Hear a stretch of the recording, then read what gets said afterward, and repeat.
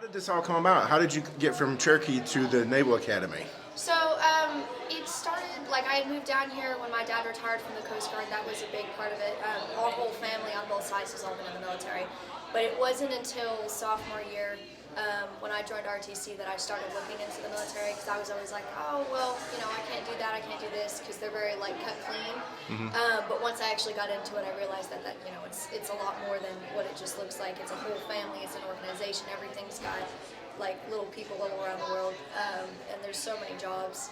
The main thing that really pushed me as Chief and Master Sergeant, having another form of support. It's kind of, if you think of like a sport, you've got your players, which are our cadets essentially, and then you have your coach, and they're always pushing you to do something new, try something that you've never done before. And I really got that with them.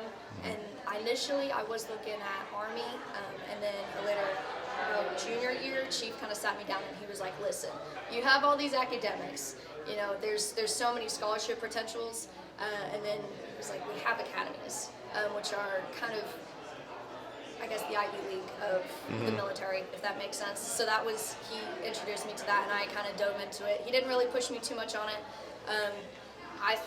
Honestly, a lot of people, when they go into these things, they're like, oh, I've been wanting to do this for like years and years and years, and it wasn't until second semester junior year that I was like, I'm going to do this. So what does it take to get into the Naval Academy? It's a really long process. It's like an 8-month application process. There's a whole preliminary board, and you have to pass that to even get into your actual application. We have a physical fitness test we have to do. You have to have your ACTs and SATs. You need a nomination from either a congressman or a senator. I have one from our ROTC unit, since we are a distinguished unit, so that's another opportunity. And then we have to write a whole, it was like a 3,000-word essay on why we wanted to do it, and how going to the academy would help our leadership, and how it would build our character, and what we want out of it, but how we want to help others as well. And then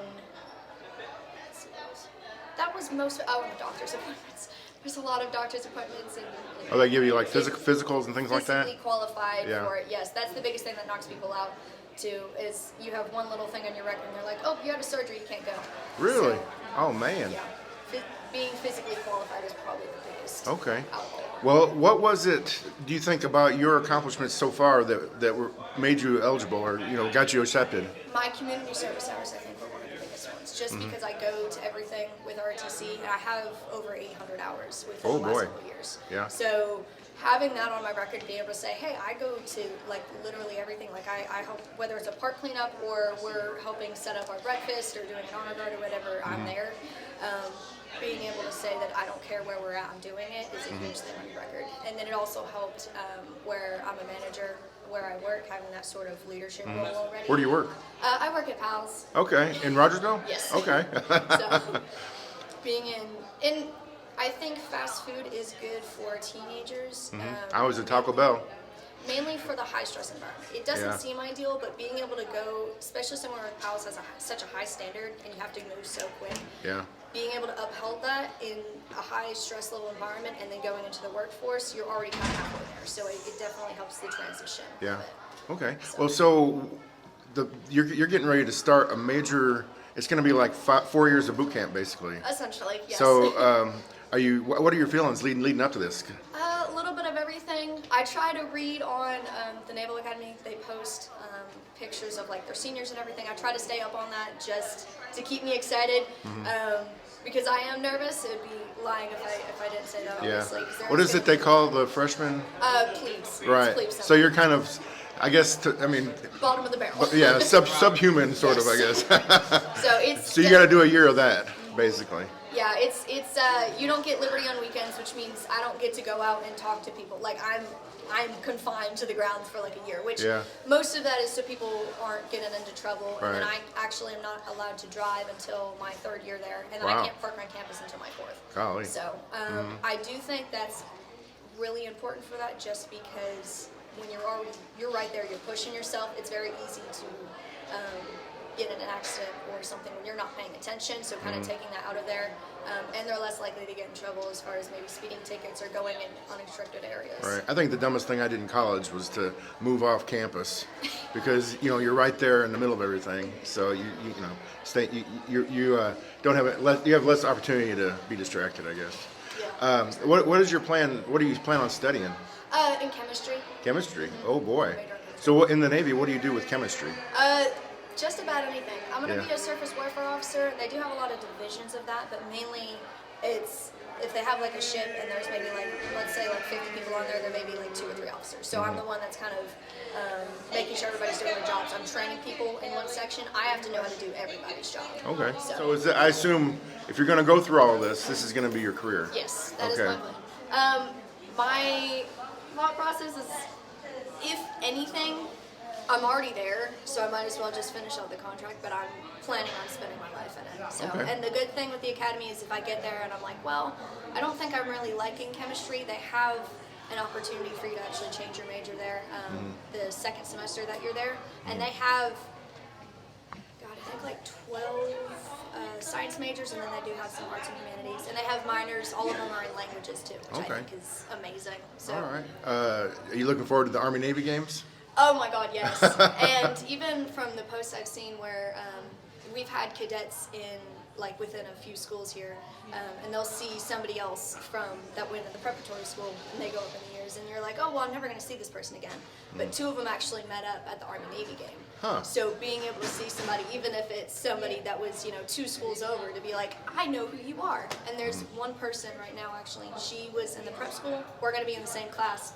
So, wow. And she was the CO of our summer training that we have for ROTC. So I'm pretty excited to see her. She was definitely a huge inspiration for me, being able to see another woman who, even though she wasn't fully there physically, she pushed herself and then was like, I'm going to go through this whole preparatory school to be able to get to that level. Like, she did not stop. And I was really... Do you know if anybody from Cherokee has ever been accepted? We did have... I know there was one kid, yes. I don't know if he was in Cherokee or volunteer. He was in Cherokee. We did have a male. He was on the school board, has those student representatives, because I remember he was our student representative, but this was like 10 years ago, yes, more than that. I think Chief said it's been about 10 years. So you're the second, but you're the first lady. Yes, I am. What is your rank? I'm a commander. So Okay, so you're the number one, you're numero uno I am, here. yes. Okay, so you're going from number 1 to yes. 0. And that's been the biggest kicker, and things I've been reading is that when they go into plebe summer, their first kick in the gut is, oh, well, they've had years of success and always being first. And a lot of them, the ones that do give up are the ones that aren't used to being like, oh, wow, and now I'm the bottom of the barrel. And luckily, I had the opportunity of joining cross country this year, so I already had my kick in the butt. So you know what it's like to be to struggle, then, I guess. Yes. Okay. Well, and plus fast food training, that's like boot camp in itself. Might as well be. They're like, all right, we gotta get this out the window, and then you mess up, and they're like, no, fix it, rewrap it. And people yelling at you too. Yes. When does it start? June 27th is I-Date's. That's a short summer, ain't it? Yes. So I get about a month off between school and real life. Oh boy. So. All right. Well, is there anything else you want to say about this experience that I didn't ask about that I wouldn't know to ask, or anybody you want to thank? Oh yes. Chief and Master aren't 100% because I would not be able to do this without them. I didn't even think this was an option because, like, from where I was standing, I was like, that's something that you have to be like top notch to be able to do.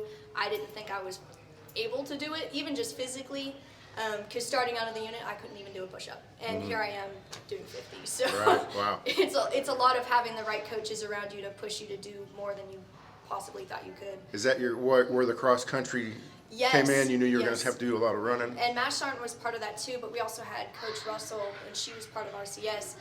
I mean, because I went in there, and in RTC, I'm like one of the top females, but I went over there, and me running a 7-minute mile, I was the slowest person on the team, so it was a really like, oh my God, you know, I could only run a mile, and they're like, oh yeah, we're going to easy practice 2 miles, and I was like, oh, okay, you know, so now I can do a lot more than that, but I would not have been able to get through that process without their encouragement and not start chasing me on a bike.